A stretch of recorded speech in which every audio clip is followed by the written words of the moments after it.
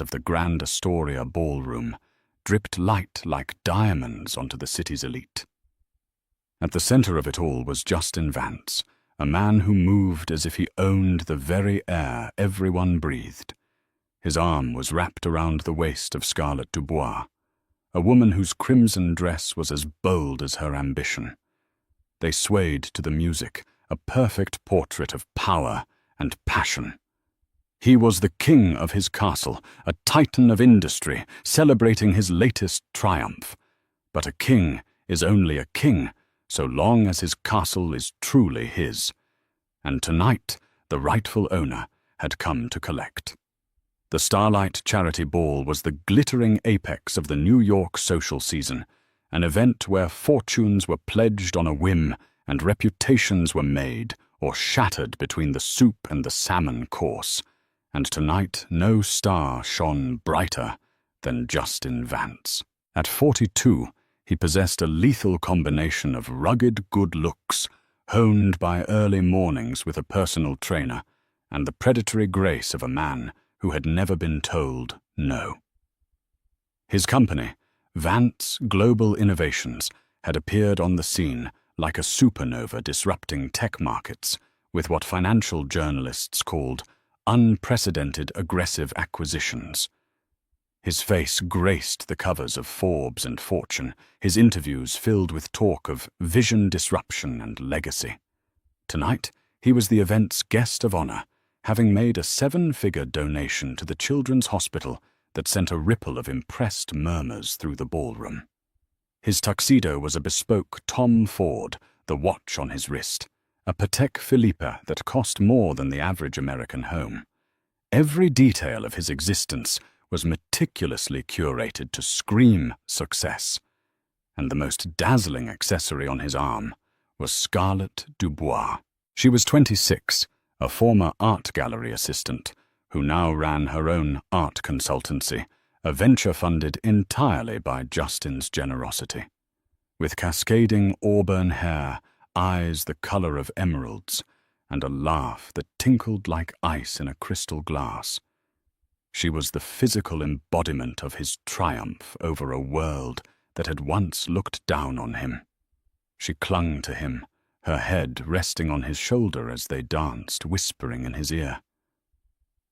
"They're all watching you, my love," she murmured, her voice a sultry purr. "Even the Pembertons look impressed. I saw Mrs. Pemberton staring at my necklace." Justin smiled, a confident, wolfish grin. "Let them stare. It's a bevulgare serpenti. A queen deserves to be adorned with jewels." He dipped her low, a theatrical move that drew a smattering of applause from nearby couples. For a moment, caught in the flash of a photographer's camera, they were the undisputed royalty of the evening. He felt invincible. Every handshake was firm, every backslap a confirmation of his status. He moved through the crowd like a shark trailed by fawning investors and ambitious young entrepreneurs hoping for a moment of his time. He spoke of market caps, quarterly earnings, and his new venture into sustainable energy with an authority that left no room for doubt. But beneath the polished veneer, a tiny cold serpent of anxiety was coiled in his gut. It was a familiar feeling, one he'd lived with for years, but tonight it was more active, its hissing almost audible over the string quartet. He pushed it down with another flute of Dom Perignon, the bubbles a temporary balm on his frayed nerves. His life was a masterpiece of illusion. Vance Global Innovations existed, yes, but it was not the empire he portrayed. It was a house of cards built on leveraged debt, wildly optimistic projections, and a single monumental lie that formed its foundation. The lie was so audacious, so complete, that no one had ever thought to question it. His wife Amelia was not here tonight. When he'd left their cavernous Fifth Avenue apartment, she had been sitting in the library, a book open in her lap, her face pale and still. Another late night, Justin. She had asked, her voice quiet, devoid of its usual warmth. It's the Starlight Ball, Ellie. I'm the guest of honor. We discussed this. You're the guest of honor, she corrected softly. I have a headache. You and Scarlett can represent the Vance name just fine. The casual, almost dismissive way she mentioned Scarlett's name sent a chill down his spine. For months, Emilia had been distant, retreating into a shell of polite indifference. The fiery, brilliant woman he had married, the one who had challenged him and sharpened his ambition, had been replaced by this placid, observant ghost. He told himself it was ennui, the boredom of a life with too much comfort. He preferred that explanation to the alternative that she knew, that she was watching him waiting. He pushed the thought away. Here in the glittering ballroom with Scarlett's warm body pressed against his and the scent of her expensive perfume filling his senses, his wife felt like a relic from another life. Emilia was stability history, the bedrock. Scarlett was the future, the prize, the proof that he had truly arrived. You seem distracted, Scarlett whispered, her fingers tracing the lapel of his jacket. Is everything all right?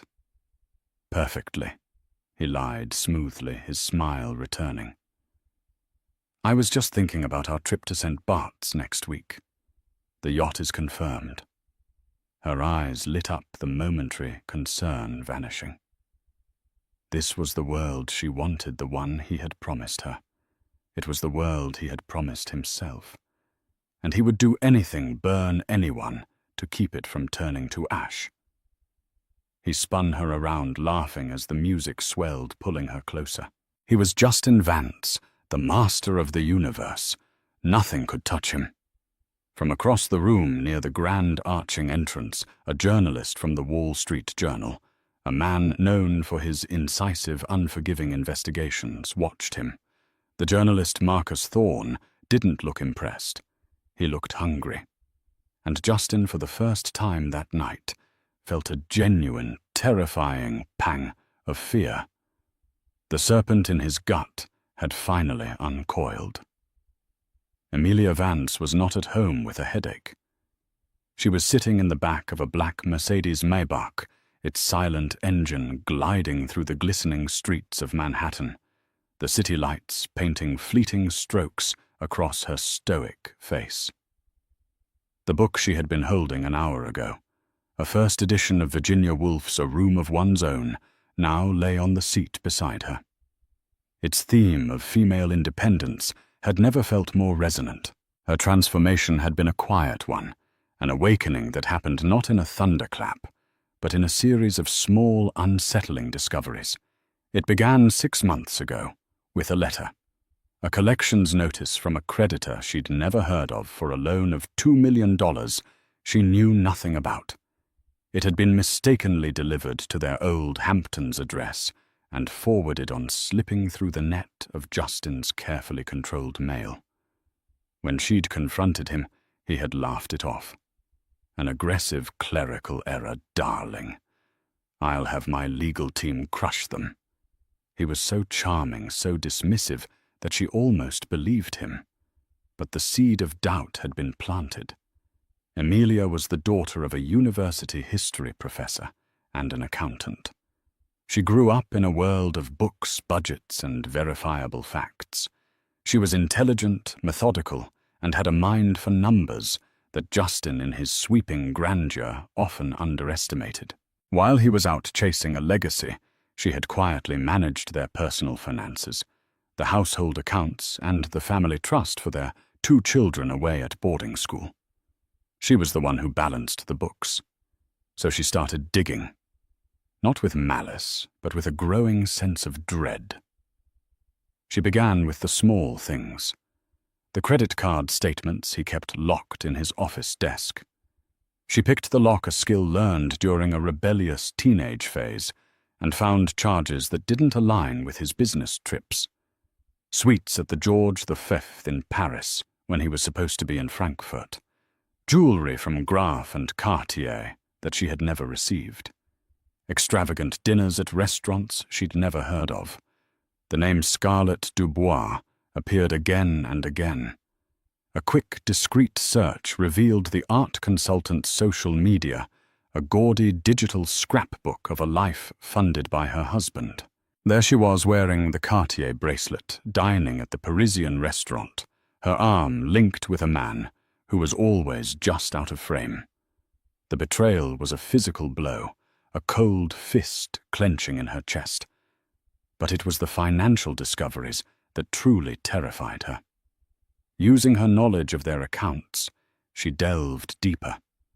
She saw massive unexplained cash withdrawals, loans taken against assets she thought were secure, a complex web of shell corporations and offshore accounts that seemed designed not to grow wealth, but to hide it, or perhaps to hide a lack of it.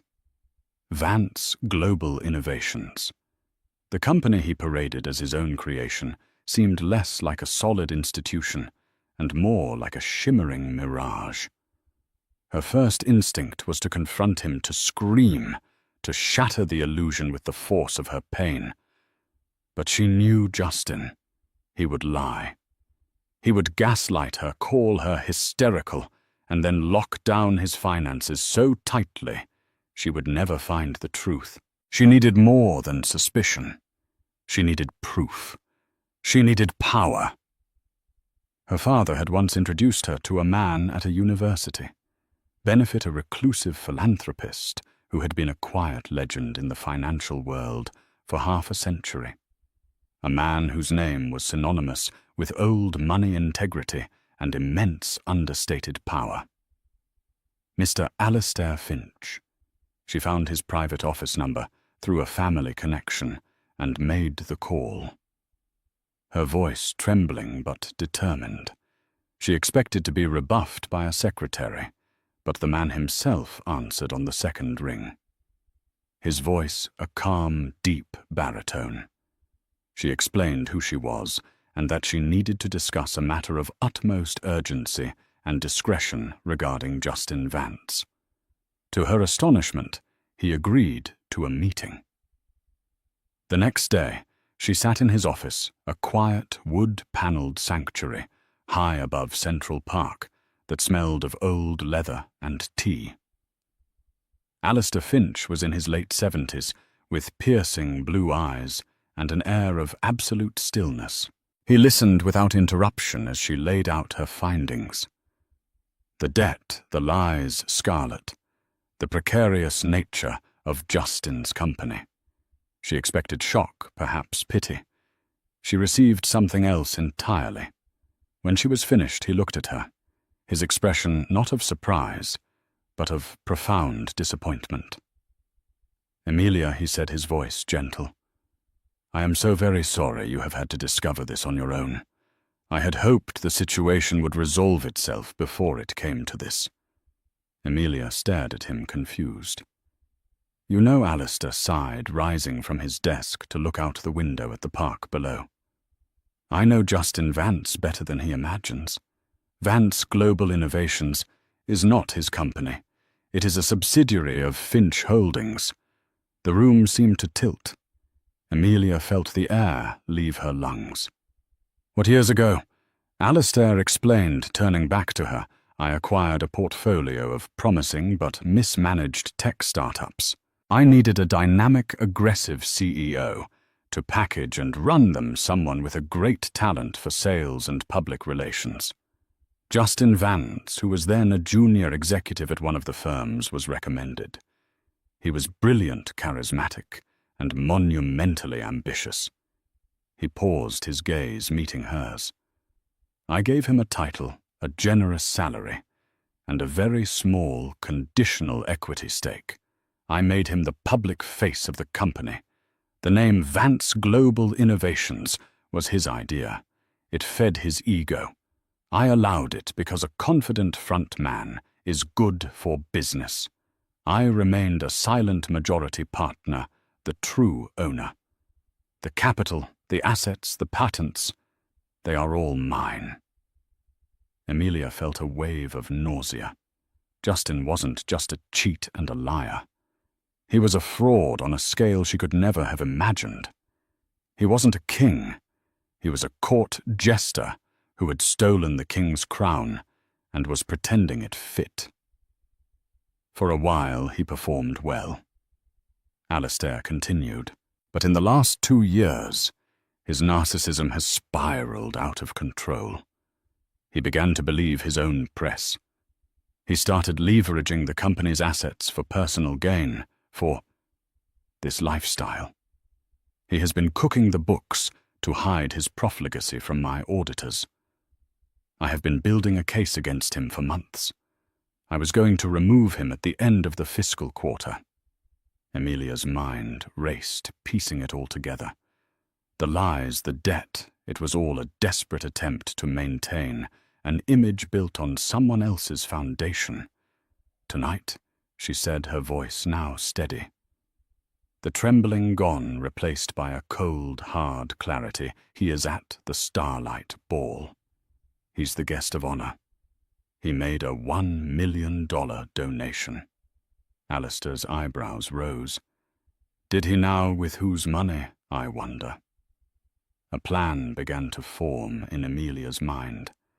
A plan born of heartache and fury. This couldn't end in a quiet dismissal and a discreet divorce. Justin's humiliation needed to be as public as his arrogance. He had built his world on a stage, and she was going to bring the curtain down in the middle of his grand performance.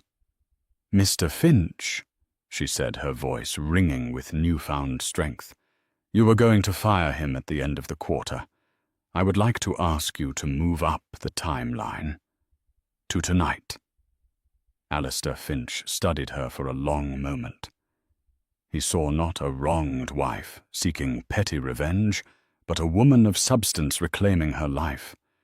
He saw the fire that Justin had tried to extinguish. He saw an ally. A slow smile spread across his lips. "An excellent idea, Mrs. Vance. I believe a public statement is in order. Shall we go?" As the Maybach pulled to a stop a block from the Astoria, Amelia looked at her reflection in the darkened window. The pale, uncertain woman from the library was gone. In her place was a woman who knew the truth. She wore a simple but exquisitely tailored navy blue gown. Her only jewelry, the sapphire engagement ring Justin had given her years ago, a ring she now realized was likely paid for with borrowed money. It felt heavy on her finger, a final link to the lie. She slipped it off and placed it in her clutch. Her escort, a man of true power and substance, opened the car door for her. Together they walked towards the bright lights of the hotel, two silent architects of a spectacular demolition. Inside the Grand Astoria ballroom, the atmosphere was effervescent. Champagne flowed from gravity-defying towers, and the air hummed with the potent cocktail of power, wealth, and ambition. Justin Vance was holding court near the stage, a circle of admirers hanging on his every word.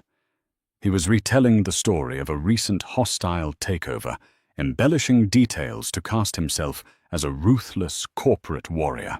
"The board was sentimental," he said, with a condescending chuckle, adjusting the lapels of his jacket. "They wanted to protect the company's founding legacy. I told them legacy doesn't pay the shareholders. We closed the deal by dawn. Sometimes you have to be the wolf." The group laughed appreciatively. Scarlett gazed at him with undisguised adoration, her hand resting proprietarily on his arm.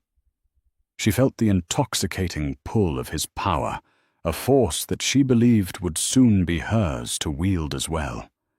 She was no longer Scarlett Dubois, the girl from Queens. She was on the verge of becoming Mrs. Justin Vance, a name that would open every door. It was then that the grand oak doors at the far end of the ballroom swung open.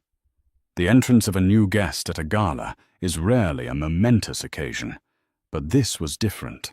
The change in the room's atmosphere was instantaneous and profound. It was not a sound, but a sudden absence of it. The low thrum of 100 conversations seemed to dip as if a conductor had abruptly lowered his baton.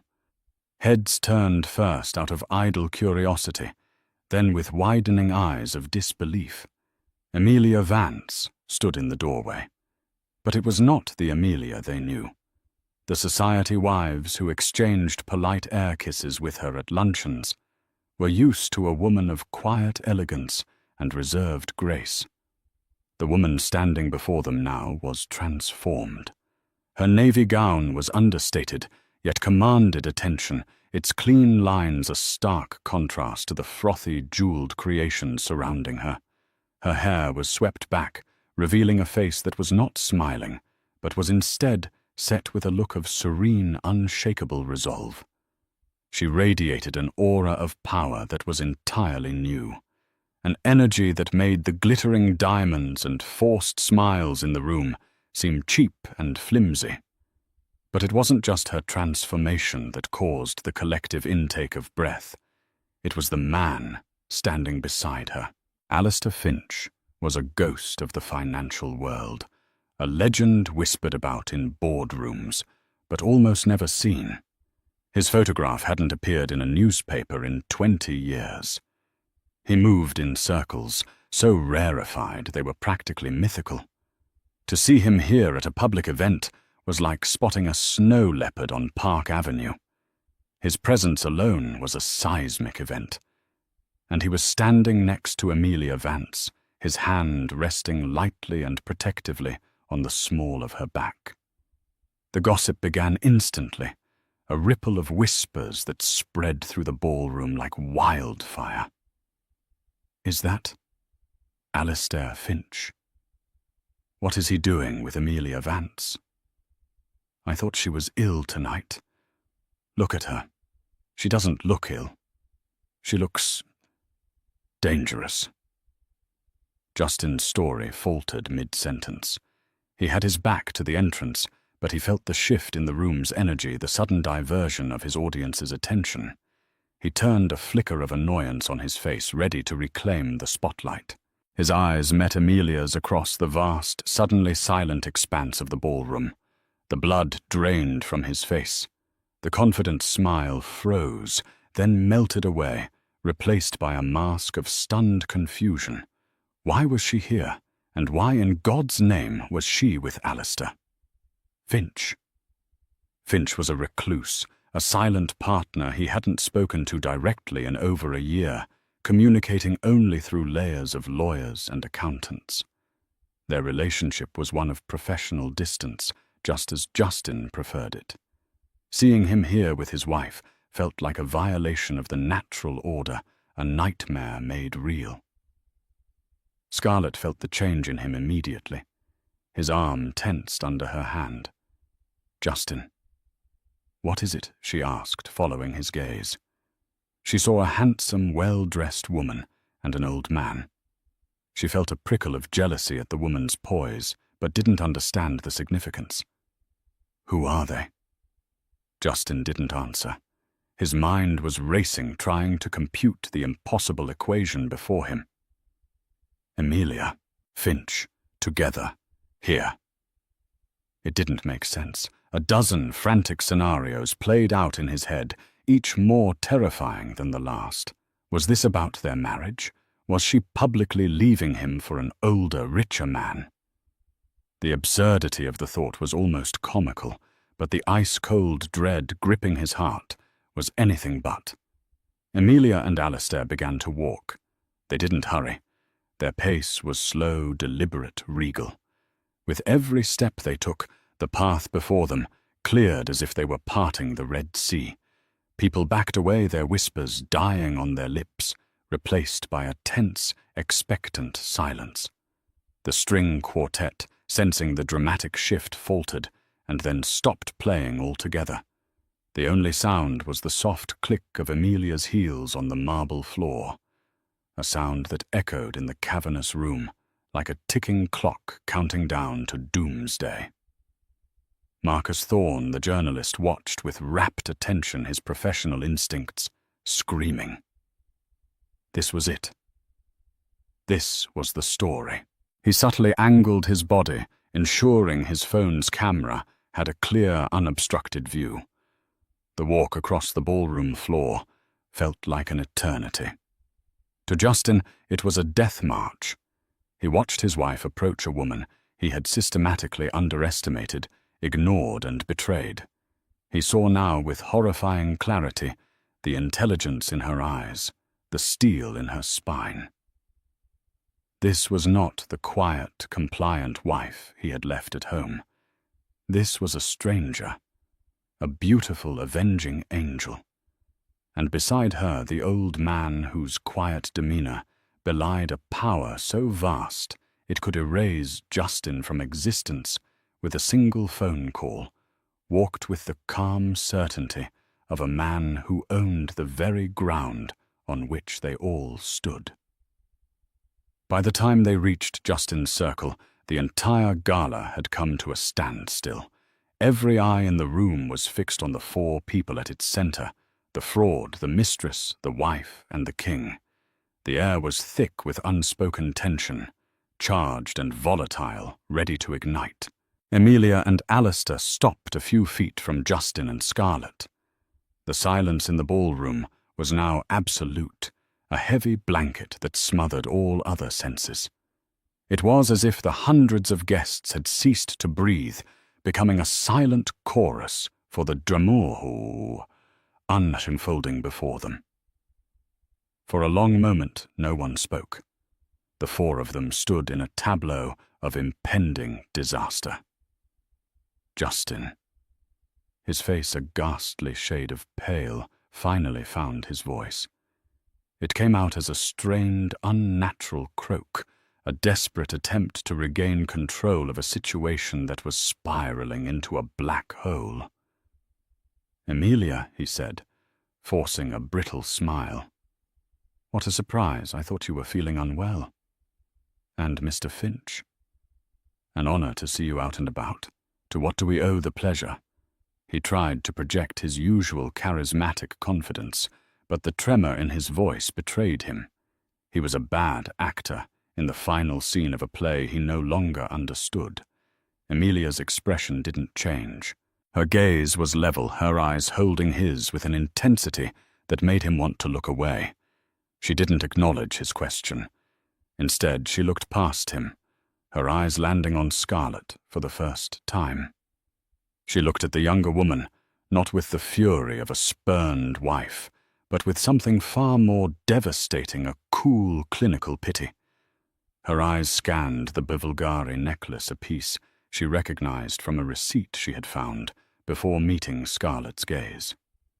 "That's a beautiful piece," Emilia said, her voice calm and clear, carrying easily in the silent room. "He has expensive taste. You should know, however, that it was purchased with a line of credit secured against a home that is solely in my name.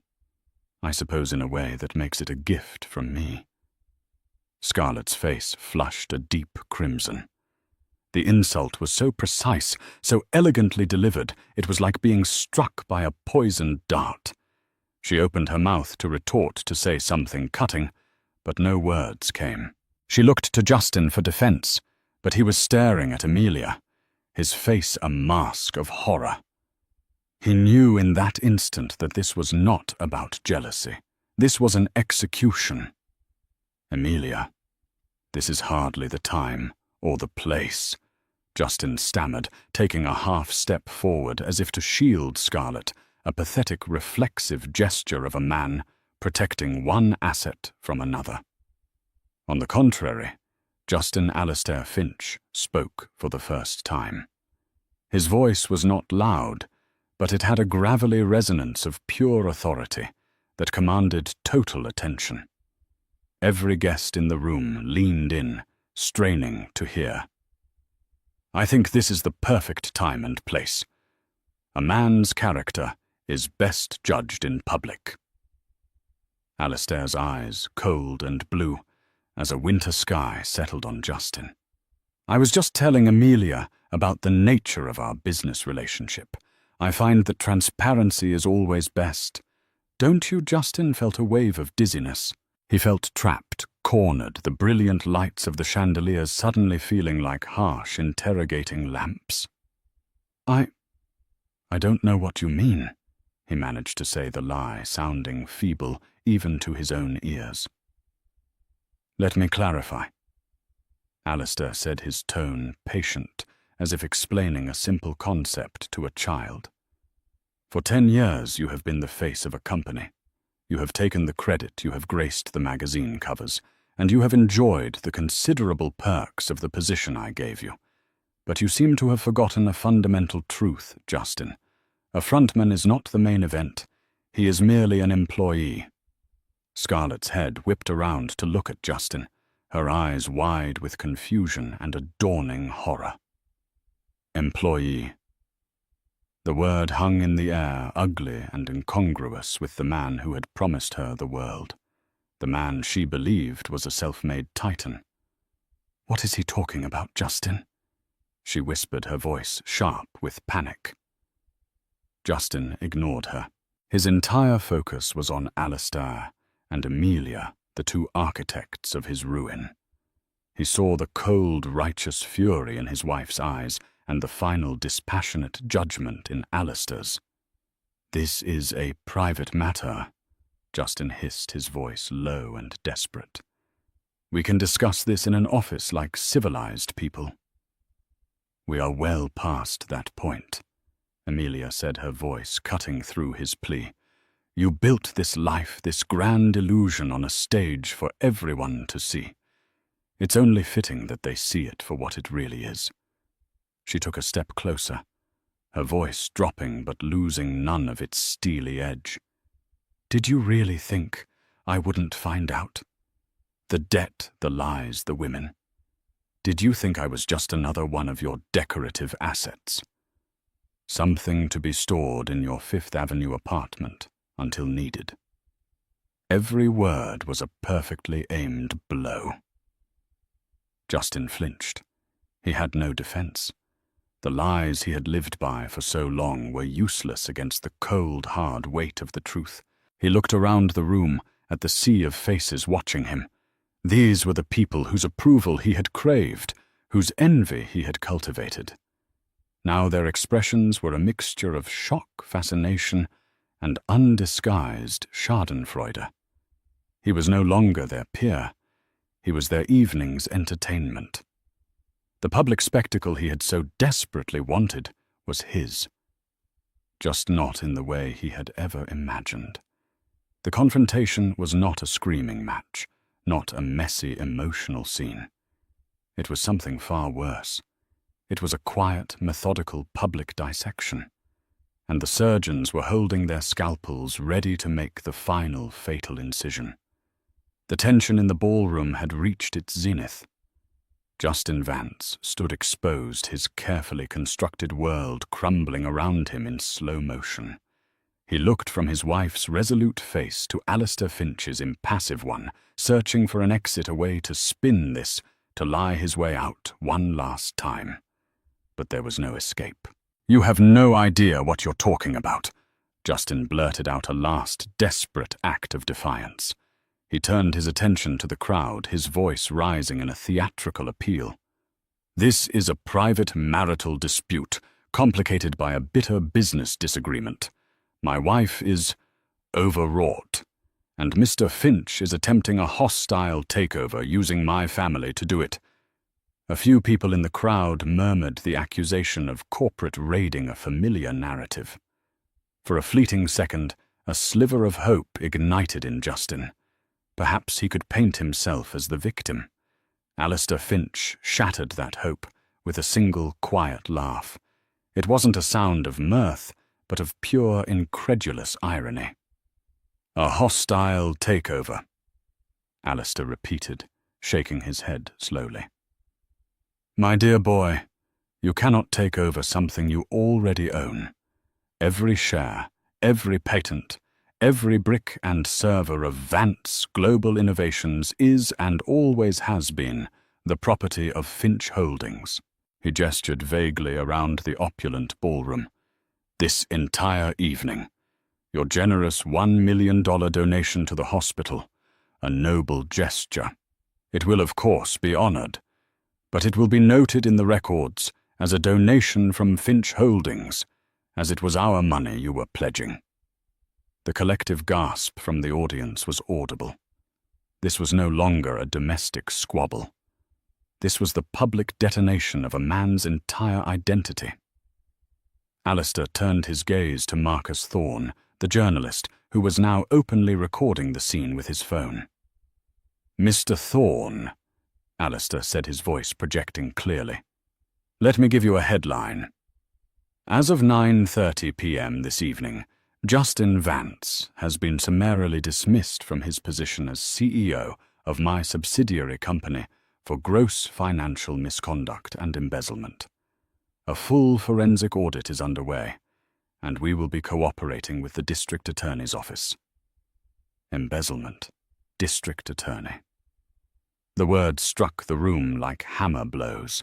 The veneer of a high society drama cracked, revealing the ugly reality of white-collar crime beneath. Justin staggered back a step, as if he had been physically struck. "You can't do this," he whispered, his bravado utterly gone, replaced by the raw panic of a cornered animal. "It's already done," Alistair said calmly. All eyes now turned to Scarlet. Her face was a mask of disbelief and fury. The future she had so carefully curated, the St. Bart's yacht trips, the life as a society queen, the endless supply of vulgari, had just evaporated before her eyes.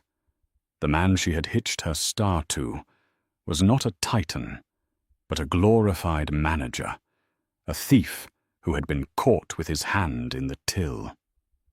She let go of Justin's arm, as if it were red hot. "You lied to me," she hissed, her voice trembling with rage. "You told me you built it from nothing. You let me believe. You let me give up everything for you." Justin turned to her, his eyes pleading.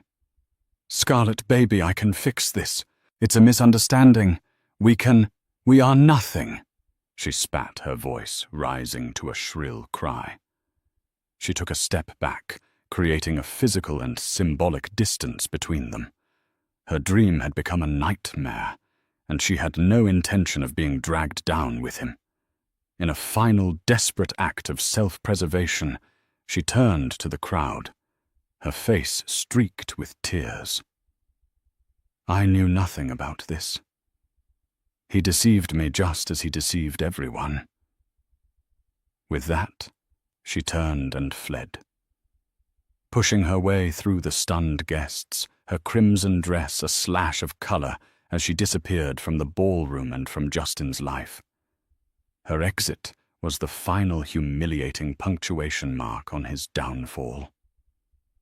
Now truly alone, Justin stood in the center of the room, the focus of hundreds of pairs of eyes. His face, once so animated with confidence, was slack with shock. The king had been dethroned, his castle revealed to be a painted backdrop, and his queen had abandoned him. Two uniformed security guards, who had been discreetly summoned by the hotel manager at Alistair's signal, moved purposefully through the crowd. They flanked Justin, their presence large and imposing. "Mr. Vance," one of them said, his voice polite but firm, "we're going to have to ask you to come with us." Justin looked at them, then at Amelia one last time. In her eyes he saw no triumph, no gloating, only a profound and weary sadness. The sadness of a future that had been stolen by his lies. He had not only lost his fortune and his freedom. He had lost the one person who had ever truly believed in him, long before the illusion was even built. As the guards, gently but inexorably, guided him towards a side exit, away from the prying eyes and the now buzzing cameras, the silence in the room finally broke. The whispers erupted into a roar of conversation. Photographers rushed forward, their flashes popping, capturing the ignominious retreat of the fallen mogul. Amelia Vance stood perfectly still, amidst the chaos, a pillar of calm in the storm of her own making. She watched him go, not with hatred, but with the quiet, devastating finality of closure. The house of cards had fallen, and she was the one who had pulled out the first card. As Justin was escorted out, a service exit plunged from the pinnacle of society into the harsh, fluorescent-lit reality of a hotel corridor. The grand ballroom buzzed with the frenetic energy of a scandal in full bloom. The story of Justin Vance's spectacular implosion was already spreading beyond the Astoria's walls, zipping across the city via text messages, tweets, and frantic phone calls to gossip columnists. The Starlight Ball would be remembered not for its philanthropy, but for the public execution of a man's reputation. In the eye of this hurricane stood Amelia. The guests who moments before had been staring at her with rapt attention now seemed unsure how to approach her. She was no longer just Amelia Vance, the quiet, respectable wife. She was the architect of this demolition, a woman who had revealed a strength and ruthlessness no one had suspected. Alistair Finch gently touched her elbow. "Let's get some air," he said, his voice a low anchor in the swirling sea of noise. He guided her away from the ballroom through a private doorway and onto a secluded terrace overlooking the twinkling expanse of Central Park. The cool night air was a welcome relief. For the first time since she had walked through the ballroom doors, Amelia allowed her composure to crack. A long, shuddering breath escaped her lips, and she gripped the cold stone balustrade for support. "It's done," she whispered more to herself than to Alistair. "Yes, it is," he confirmed, standing beside her. He didn't offer empty platitudes or congratulations. He simply stood with her, a silent witness to the immense emotional toll of the evening. "Did you see his face, Alistair?" she asked, her voice thick with a sorrow that surprised her. "At the very end, he looked like a lost little boy." "Many con men do when the con is finally over," Alistair replied gently. "They build their identities on the adoration and envy of others. When that is stripped away, there is often very little left underneath. Do not mistake your pity for his innocence, Amelia. The man was a predator. He preyed on your trust, on my investment, and on that young woman's ambition. Tonight was not an act of revenge. It was an act of justice." She knew he was right. The pity she felt was a phantom limb, an echo of the love she once had for the man she thought Justin was. That man had never really existed. He was a character Justin had invented, and she had been his most loyal audience. Her phone buzzed in her clutch. It was a text from her eldest daughter away at school in Switzerland. "Mum, is everything okay? People are saying crazy things online about Dad." The real fallout was just beginning. Protecting her children from the shrapnel of their father's explosion would be her next and most important battle. "What happens now?" she asked Alistair. "To him, the authorities will take over. He has committed serious financial crimes. There will be trials, legal battles. It will be messy. But my legal team will handle everything related to the company. They will also represent your interests in the divorce, if you'll have them. We will ensure that you and your children are protected and receive what you are rightfully owed." "Thank you," she said the words, feeling inadequate. They stood in silence for a few more minutes, watching the distant river of headlights flowing through the park. Inside, the party was breaking up the guests, leaving with the night's juicy scandal to dissect over brunch the next day. The story of the Vances was now public property. Somewhere in the city, Scarlett Dubois was likely making a frantic call to her lawyer, or perhaps another wealthy suitor, attempting to spin her story to cast herself as the ultimate victim and salvage what was left of her reputation. Her flight from the ballroom was an act of survival, and Amelia couldn't bring herself to feel anything but a distant, weary disdain for the girl. She was a symptom of Justin's disease, not the cause. Finally, Amelia straightened up, pulling her wrap around her shoulders. The sadness was still there, a dull ache in her chest, but it was now overlaid with a profound sense of release. She was free. The weight of Justin's lies, a burden she had carried unknowingly for years, was finally lifted.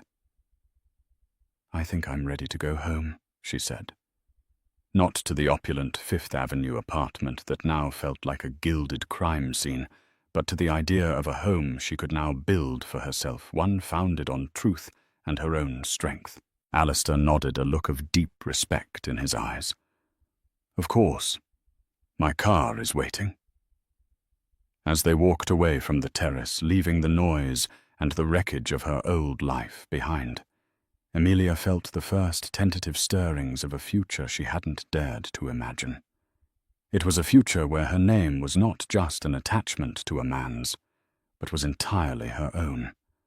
The night had been an ending, but it was also, she realized, a beginning. 3 months later, the name Justin Vance was no longer on the lips of New York's elite, but in the dry, factual columns of the financial crime blotter.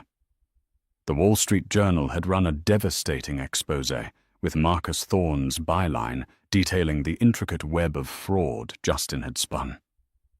Tabloid headlines screamed about his indictment on multiple counts of wire fraud and embezzlement.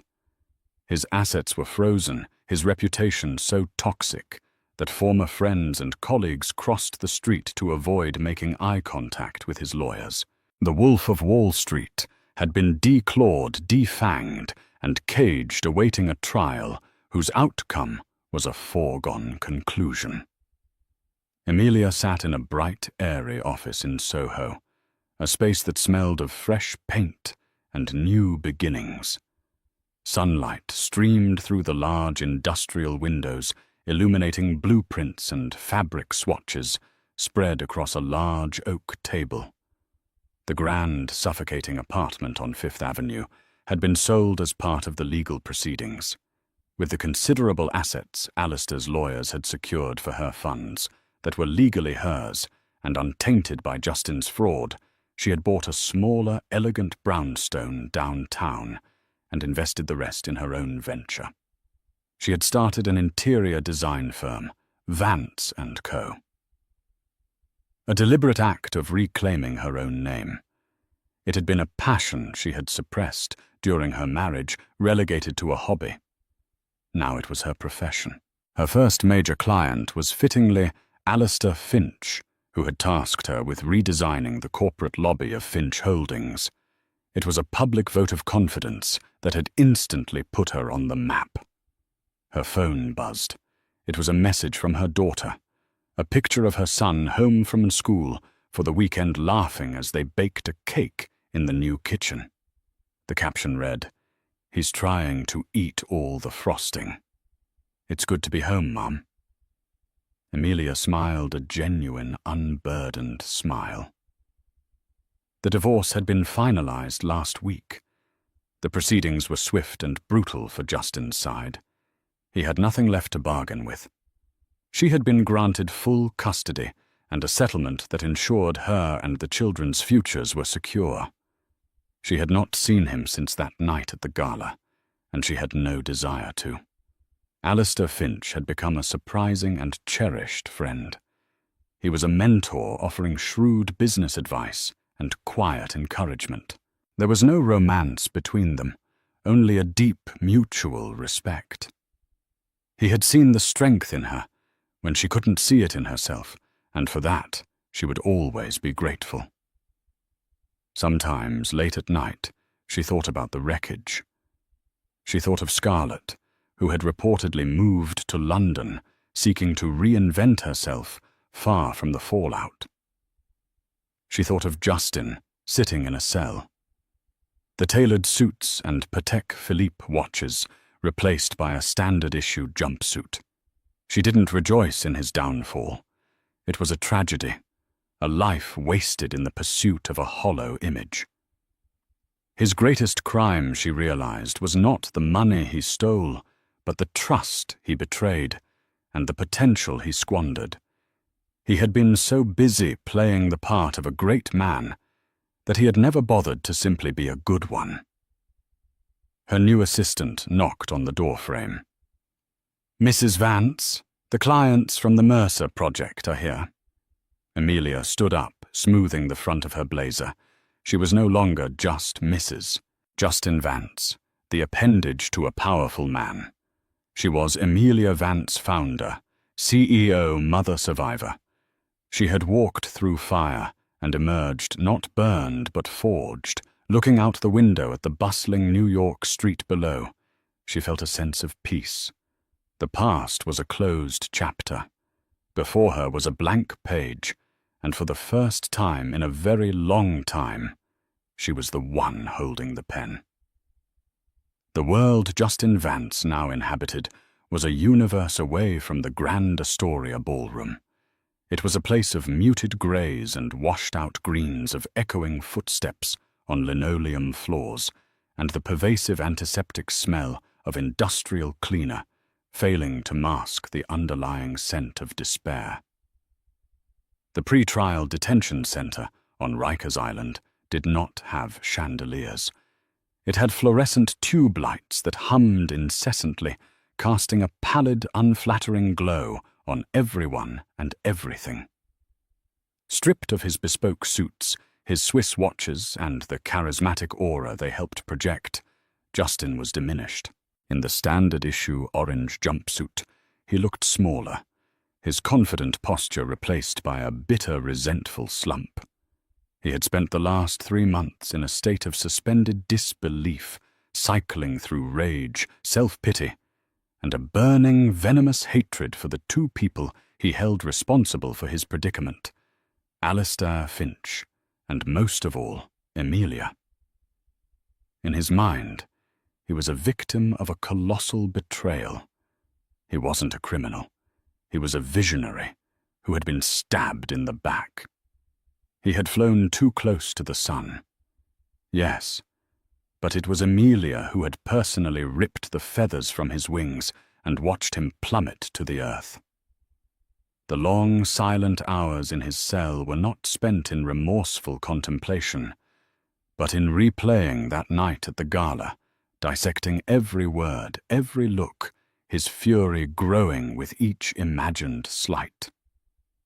His high-priced lawyer, a man paid for by the last dregs of a legal defense fund Alistair had surprisingly permitted, had been blunt. The evidence against him was overwhelming. The forensic audit had unearthed a mountain of deceit. His only hope was a plea bargain that might shave a decade or two off a lengthy prison sentence. For that, the lawyer had explained, a show of remorse would be invaluable. Character witnesses a statement from his ex-wife about his role as a father. These things could influence a judge. And so Justin had made the call. He had requested a meeting with Amelia. It was a calculated gamble, his final move on a chessboard where he had already lost his king.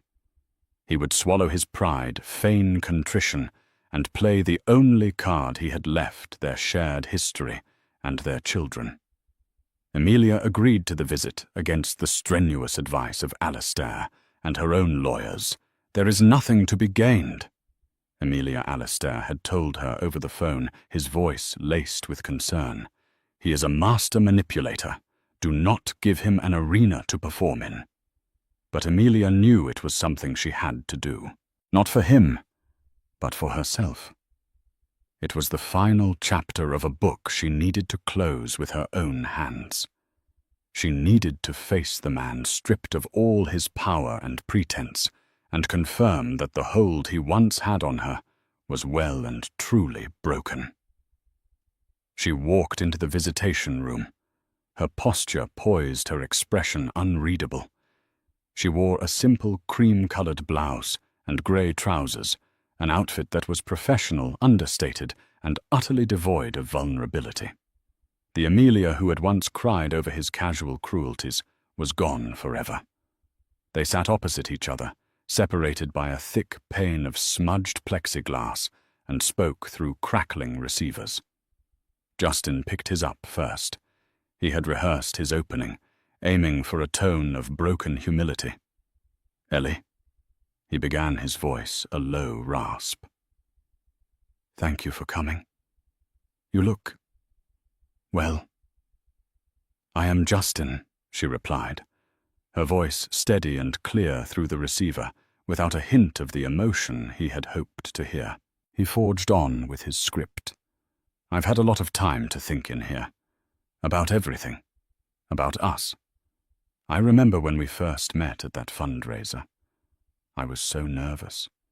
You were the most brilliant, beautiful woman I had ever seen. Everything I did, everything I built, it was all for you, you know, to give you the world.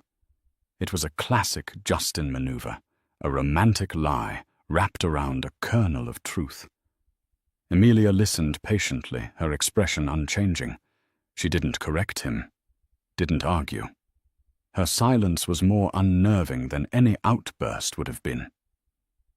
"I lost my way," he continued, trying to inject a tremor into his voice. "I got caught up in the pressure, the expectations. I made mistakes. Terrible, unforgivable mistakes. And I am so sorry, Ellie, for what I did to you and to the boys." He paused, waiting for her reaction. A tear, a softening of her eyes. Anything.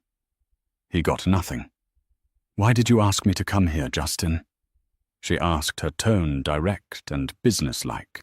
Thrown off by her refusal to engage with his emotional preamble, he stumbled. I need your help. My lawyer says. A letter. A statement to the judge. If you could just tell him that I'm a good father, that I was a good husband who made a mistake under pressure, it could make a difference. For the boys, Ellie. So they don't have to grow up with their father in prison for 20 years. There it was. The transactional heart of his apology. Amelia finally allowed a single, weary emotion to flicker across her face: disappointment. Our sons already have to grow up with a father who is a criminal. Justin, she said, her voice cutting through his pretense, a letter from me won't change the facts of what you did. You didn't make a mistake. A mistake is taking the wrong turn on the highway. You orchestrated a deliberate, years-long campaign of fraud and deceit that hurt hundreds of people, not to mention your own family. Justin's mask of contrition began to crumble. You did this to me, he hissed, his voice dropping to a venomous whisper. You and that old man, you could have come to me, we could have handled it privately. But you had to destroy me. You had to humiliate me in front of everyone. You humiliated yourself.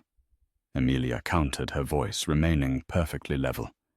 You built a stage of lies and paraded yourself upon it. All I did was turn on the lights. I came here today to tell you one thing, Justin. The name of my new company is Vance & Co. He stared at her, uncomprehending. What I'm not running from, the name you tarnished, she explained. I'm reclaiming it.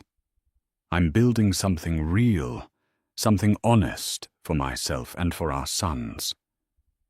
Something they can one day be proud of. That is my statement. My work will be my statement. My life will be my statement. In that moment, Justin finally understood. He had no power here. His charm, his threats, his emotional blackmail.